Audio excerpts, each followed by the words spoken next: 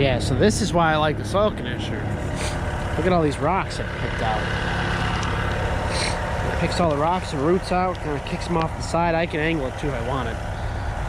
But then it tills the dirt up. I got like 3-4 inches of nice loose dirt up on top of the surface. Run that thing through here first. This is what it looked like before. Obviously, this is where they've been driving, so it takes that.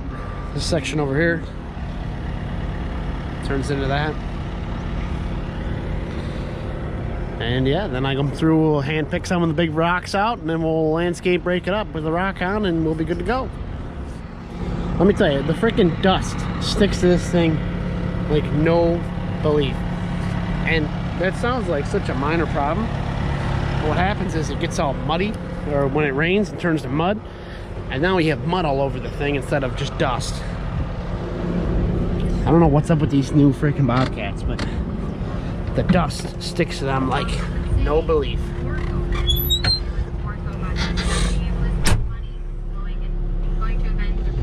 Well, I was gonna put the tripod up, but I brought this camera into the cab and I got it on a chest mount now, but this seems like a much better view, I think, than even up on top. So you can see here I got a line of some stones and stuff. That I've kind of just brought together and kind of riled up in a center line. We'll scoop that all up and get it out of here. The freaking Amazon vans are all leaving.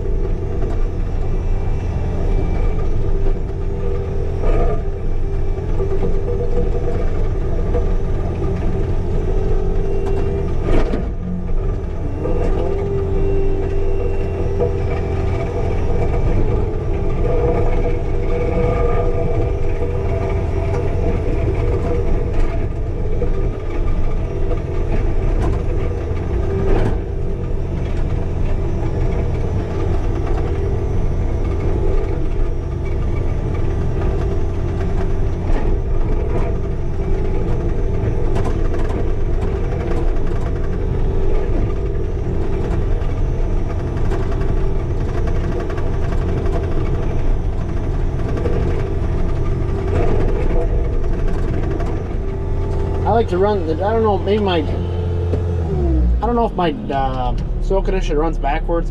I like to spin it like this and kind of kick the dirt forward, keep chewing it up. But every time I just pull the trigger, it goes backwards. So I like to just roll it forward. I don't know if my thing's hooked up wrong or what, but that's what I like to do. Keep chewing it up, pushing the dirt, picking the rocks out. And this is kind of step 2 in our process. Potentially, I mean, this is like step 1.5, depending on what the conditions are like. Some guys like to run the, geez, the rocks around here. Some guys like to run the land planer through here, a little grading attachment, rough it up. I prefer this soil conditioner. It just makes the bed so much smoother, loosens up the soil. The biggest thing is picking all these rocks out. That's what I like about this the most. It's just coming in and this thing just kicks the rocks out of the dirt and separates everything, picks the roots out. And that for me is big, because if I'm not doing that, then we gotta have guys picking them by hand. And I've done that, and I don't like doing that, so I don't know why anybody else would like doing that. So I like to run this thing through here. Makes a little bit of a mess, but if I can grade most of this area myself by hand or with the machine, that's a win in my book.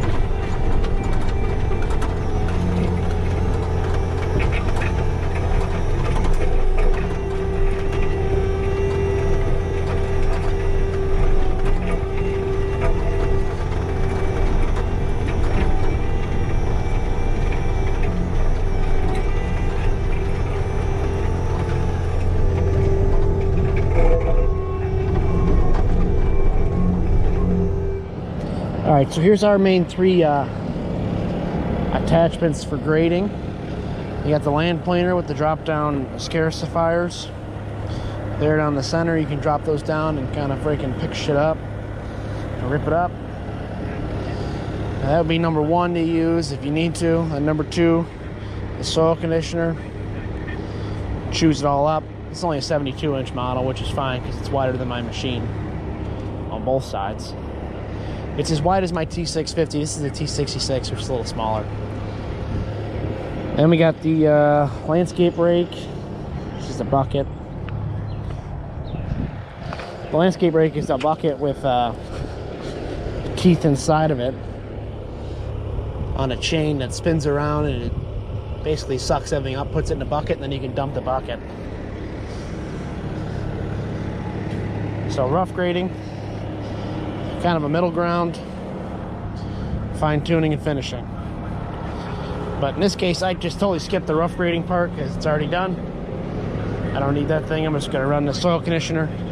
Then we're going to suck it up with the Rockhound landscape rake next week.